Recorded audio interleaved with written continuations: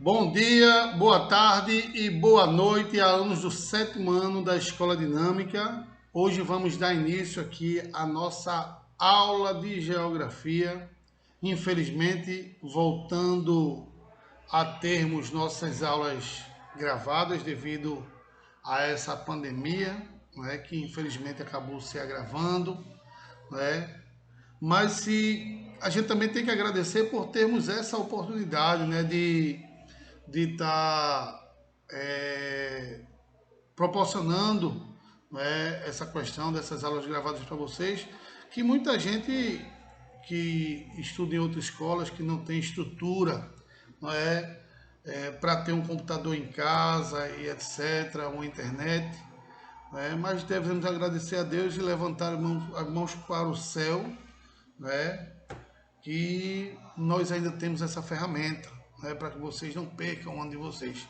Espero que essa pandemia realmente vá até, essa paralisação vá até o dia 28, né, e não seja como ocorreu ano passado, né, que a gente teve o ano todinho nesse processo, né, onde praticamente foi o ano todo com aulas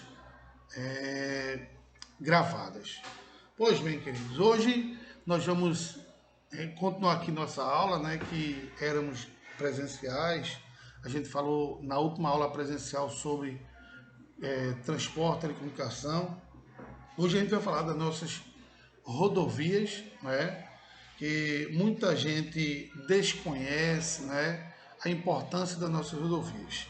Historicamente, durante todo a construção do nosso território brasileiro, né? A época em que o nosso país mais cresceu, estruturalmente falando, né, foi na época do nosso governo militar, década de 60, 70 e início da década de 80. Quando eu falo estruturalmente, é que o país cresceu em formas de rodovias, edificações, né, entre outros, e nossas rodovias teve um grande destaque durante esse período, né? Foram construídas a BR-101, a Belém-Brasília, a Ponte Rio-Niterói, né? Entre outras BRs, né, que tiveram grande importância e tem até hoje no contexto geral, no que se diz respeito à questão da locomoção do território brasileiro, né? A gente costuma ver, né, nas BRs, nas rodovias em si, uma numeração, né, e letras nessas rodovias. Por exemplo, aqui em Pernambuco eu tenho a PE 22, né, que a PE 22 é aquela que vai ali pega a BR 101 ali no viaduto, que vai ali para Jardim Paulista, e ela vai até a Cláudio Gueiros Leite, né, que é a PE 01, né, que é justamente lá em Maria Farinha, ali próximo ao Veneza Water Park. Essa palavra PE é justamente a sigla do nosso estado. Ela é uma rodovia estadual, ou seja, de Pernambuco, né, número 22, ou seja, ela foi a 22ª rodovia estadual a ser construída no município de Pernambuco, a PE 22. Né? Quando você vê as iniciais, quando a rodovia ela é municipal, ela vai sempre iniciar com o quê? Com a sigla do estado. Né? Quando ela for no estadual, ela vai estar sempre começando com a sigla do estado. PE para Pernambuco, BH para Belo Horizonte, né? Ou BH Belo Horizonte não. MG Minas Gerais, né?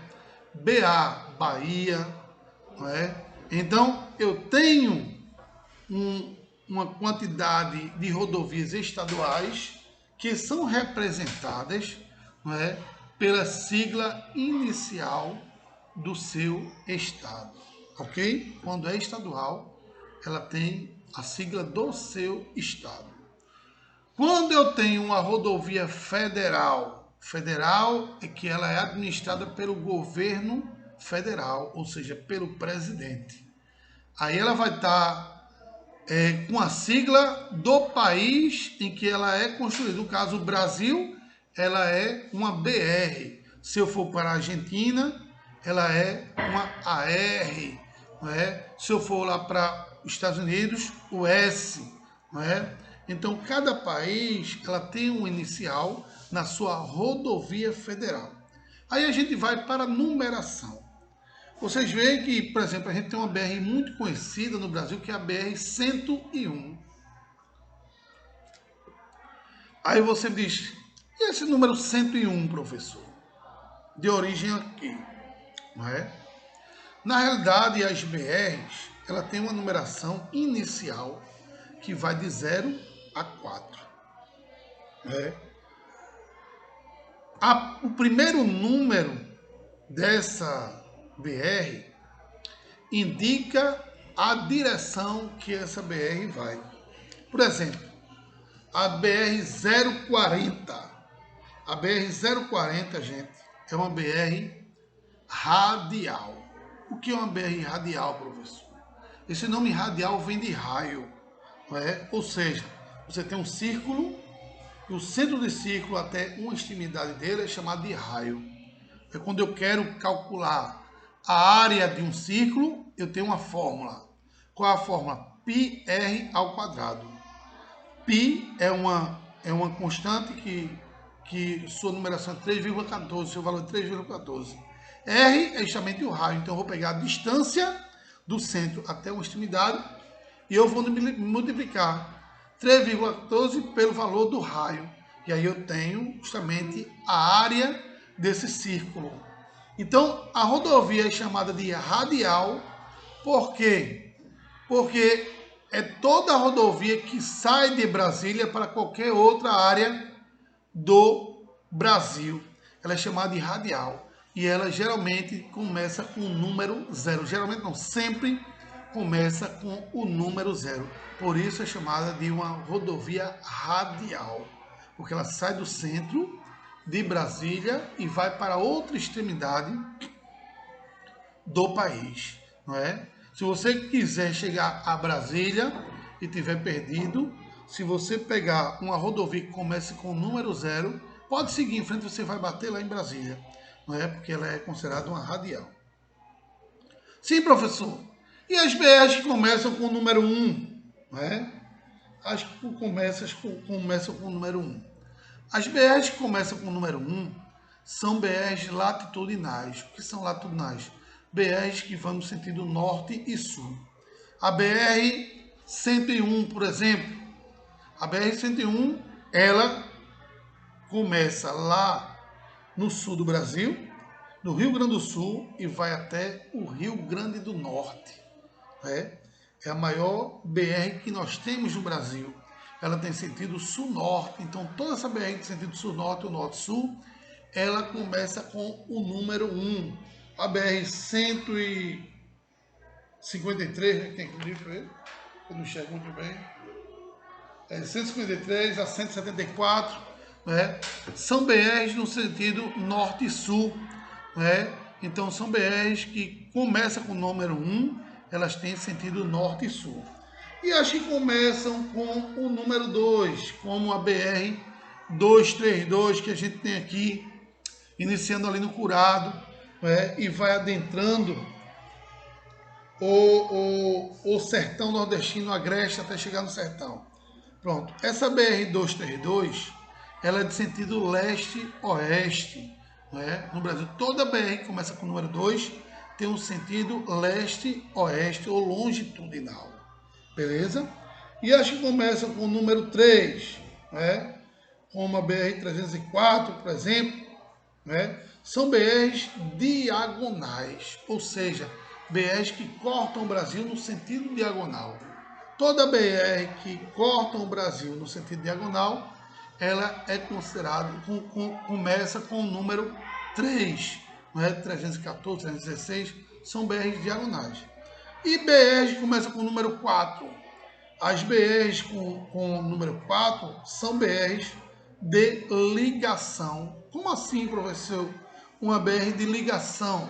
A BR ligação, ela liga uma BR a outra.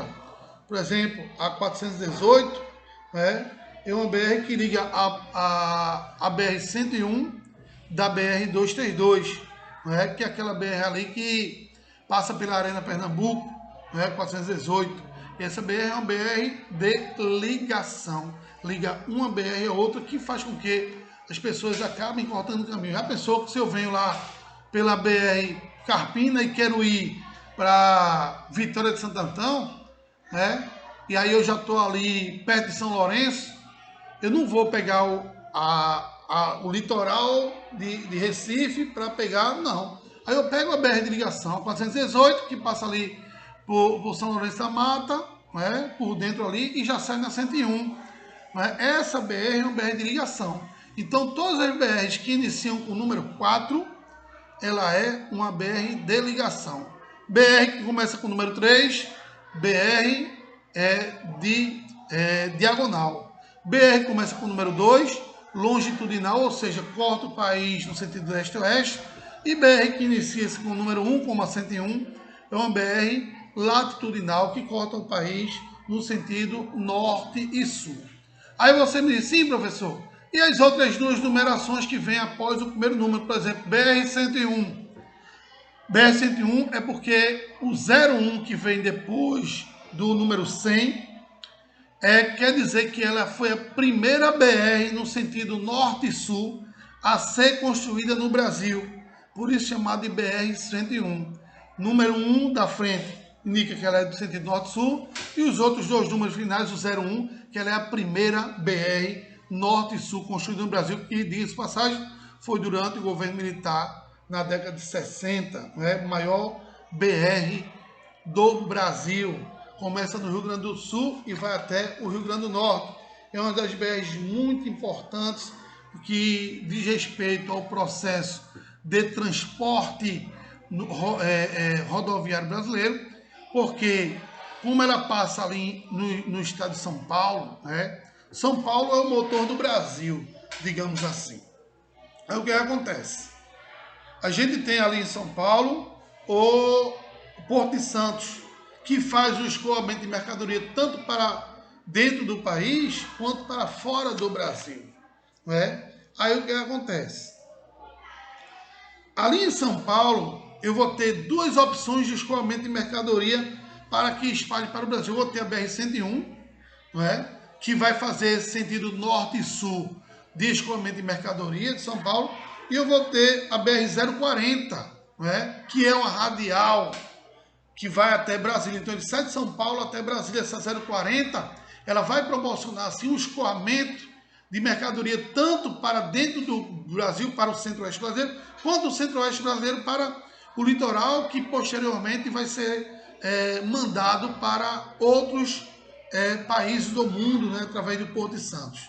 Então, por isso que ali o estado de São Paulo ele foi construído de forma estratégica, na realidade, não só o estado de São Paulo, mas como a região sudeste, como toda a região de posição geográfica estratégica. Por isso teve o Porto de Santos ali de grande importância, a construção daquele porto ali. Por quê?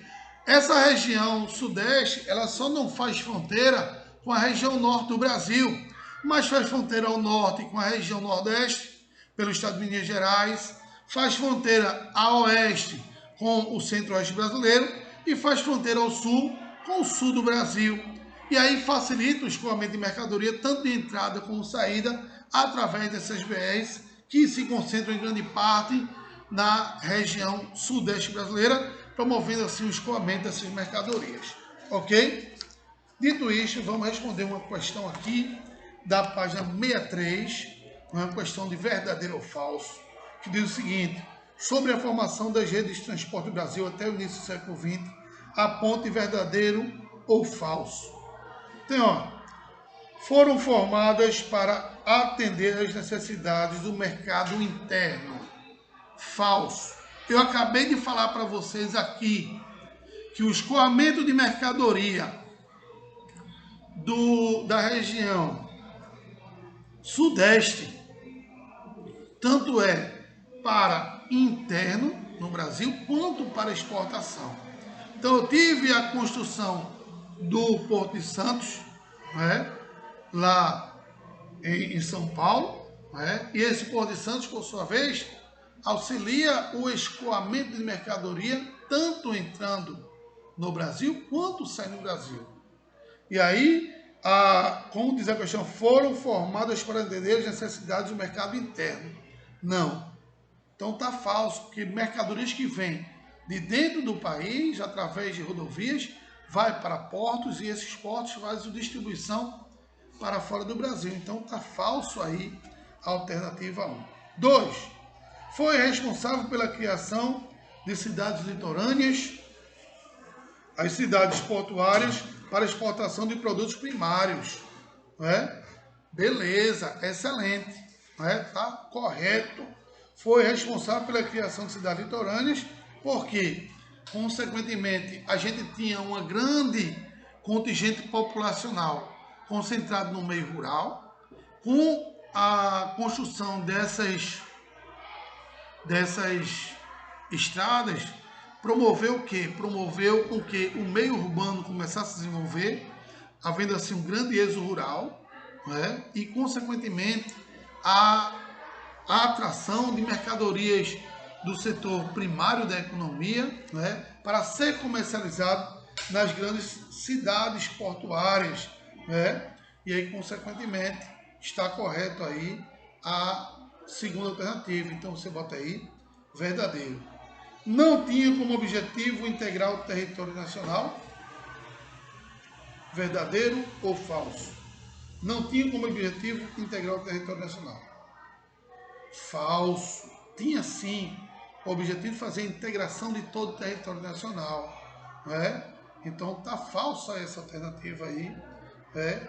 Com certeza o objetivo era de integrar todo o território nacional, a construção dessas rodovias, e foi o que aconteceu.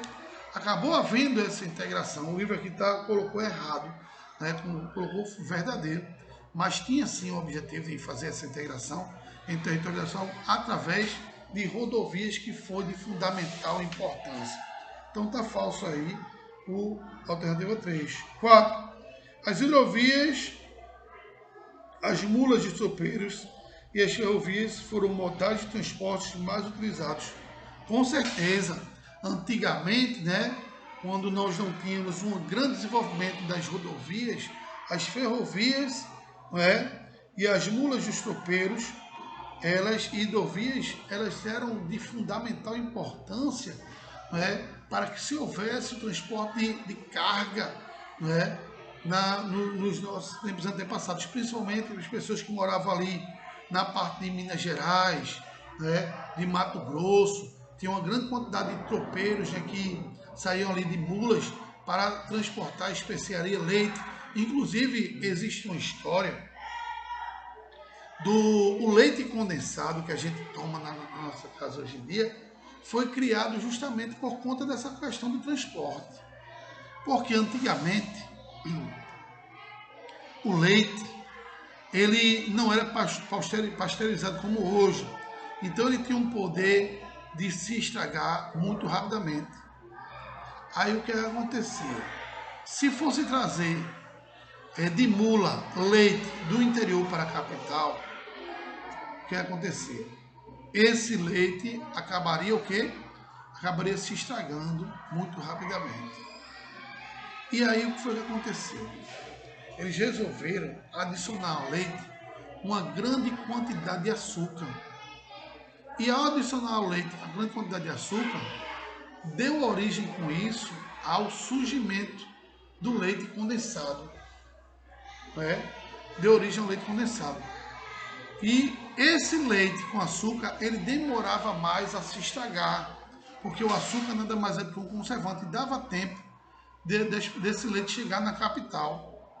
E aí, quando chegava na capital, as pessoas faziam o processo de retirada do açúcar do leite, ou até mesmo já adoçava alguma coisa já com leite açucarado, né? Que nada mais é do que o leite condensado.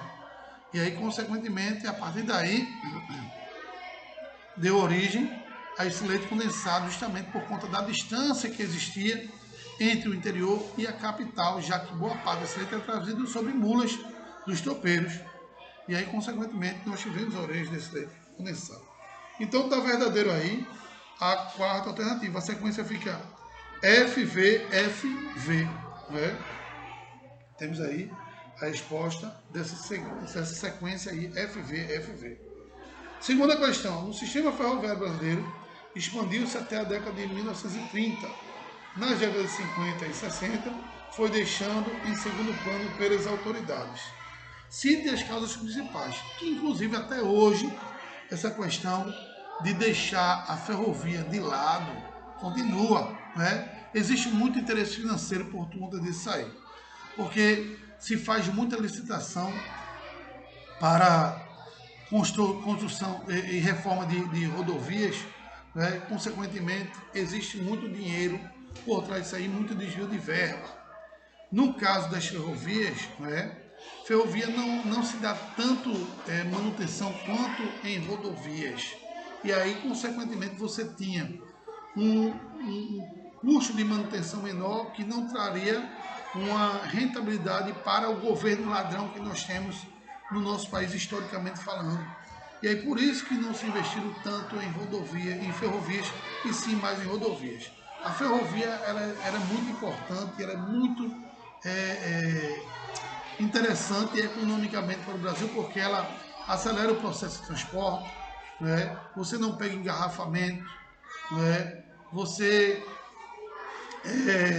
consegue transportar em maior quantidade produtos através de ferrovia, mas que não há interesse porque não tem retorno financeiro para os governantes.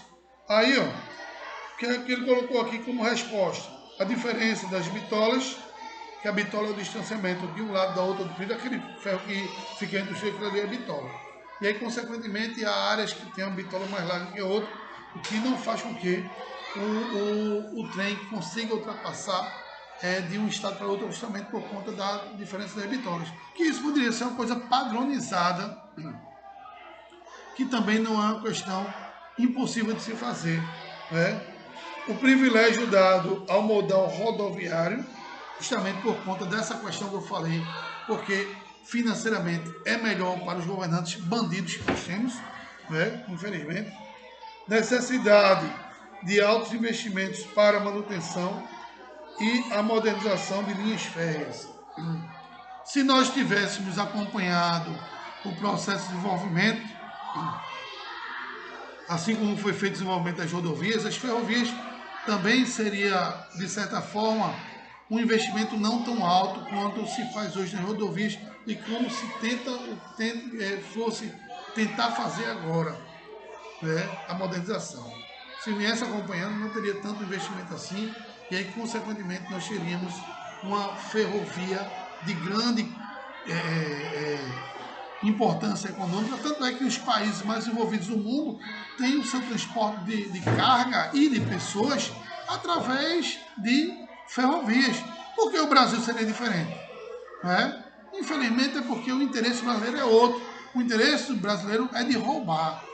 Né? E aí por isso que a gente não tem esse investimento alto na rodovia. Se o negócio fosse ruim, os países desenvolvidos do mundo não teriam rodovias, ferrovias muito desenvolvidas. Né? E não se investe em metrô. Né? Porque, infelizmente, o transporte público urbano ele traz mais rentabilidade, mais retorno financeiro do que o metrô. E aí o governo do estado come, a Grande Recife come, e infelizmente não se investe em metrô.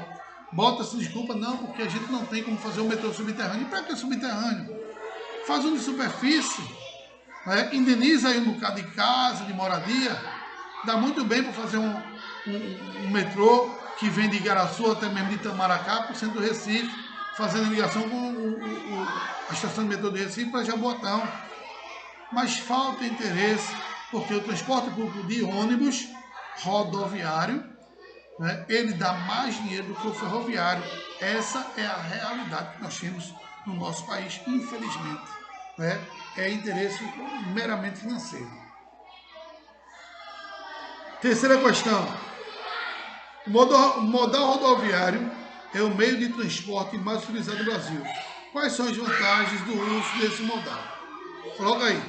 As vantagens do uso desse modal são maior flexibilidade de locomoção, entrega de transporte de passageiros porta a porta, rapidez e preços competitivos em média e curta distância, grande cobertura gráfica ou geográfica no Brasil e ampliação do setor industrial, de serviços e comércio com criação de milhões de empregos.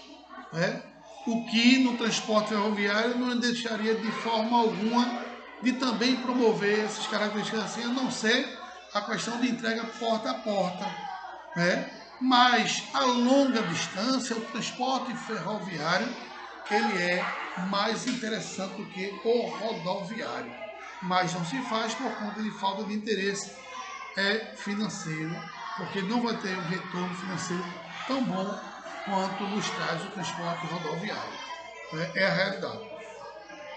Próxima questão. Como deveria ser a política de transporte num país de dimensões continentais como é o Brasil? A integração modal é a forma mais adequada de realizar transporte em países com características do Brasil, pois não existe um modal melhor que o outro. É mais racional aproveitar o máximo de vantagens de cada um dos modais e mínima desvantagem de apostar em apenas um modal. E infelizmente é o que se faz no Brasil. Existe a aposta em um único modal, que é o transporte rodoviário. Aqui em Recife, o governo que tinha na prefeitura de Recife, anteriormente a esse agora, criou-se uma ideia, né, entre aspas, de fazer um transporte fluvial, ou seja, através do rio Capibaribe, né, para as pessoas pegarem barcos em algumas estações fluviais que nós tínhamos aqui, que foi meramente deixado de lado, fizeram inicialmente para comer dinheiro. Investiram vultuosos números em capital brasileiro, que infelizmente não deu para frente, e aí comeram o dinheiro totalmente. Acho que seria muito interessante para evitar a questão do engarrafamento. Né? Você botava uma hidrovia ali pelo rio Capibaribe, que o rio Capibaribe ele corta ali toda o litoral norte não, toda a área norte de Recife, né? Até chegar aqui no litoral, até no centro do Recife. E aí, consequentemente, nós tínhamos aí uma outra alternativa de locomoção, mas que, infelizmente, a tendência aí foi só, a intenção aí foi só de comer dinheiro público, né, através de Geraldo Júlio, que era o prefeito na época, né, que, infelizmente, o povo, ele é tão ignorante, viu que o cara não fez nada pelo Recife e ainda elegeu o filho de Eduardo Campos, né, para prefeito, que segue na mesma linha do outro. Né? Ou seja, não canso de falar, o problema do Brasil são os brasileiros, que veem o circo pegar fogo e joga álcool em cima. Né? Deixa a situação se complicar cada vez mais. Infelizmente, depois querem brigar, querem pedir que não sei o que, tá aí. A pandemia voltou, né? Um governador desse que só quer saber de dinheiro, colocou aí como serviço essencial loja de automóveis. Onde é que loja de automóvel é essencial? Mas eu digo por quê? Porque um dos seus secretários é dono da Parvi, que é uma concessionária de automóveis aqui em Recife. Né? Então vender carro é essencial, mas a educação não é essencial. Né? Educação deixa para lá, vamos deixar o povo burro. Né? Infelizmente, aí quando chega a eleição, vota nele de novo, quem ele indicar, que aí vocês vão ver o circo pegar fogo, né? Infelizmente, o problema do Brasil são os brasileiros. Então esse é meu desabafo, meus amigos. Eu acredito que, espero que essa pandemia ela se acabe o mais rápido possível, que a gente volte ao nosso verdadeiro normal, né? Um abraço a todos, que Deus abençoe e até a próxima aula. Tchau.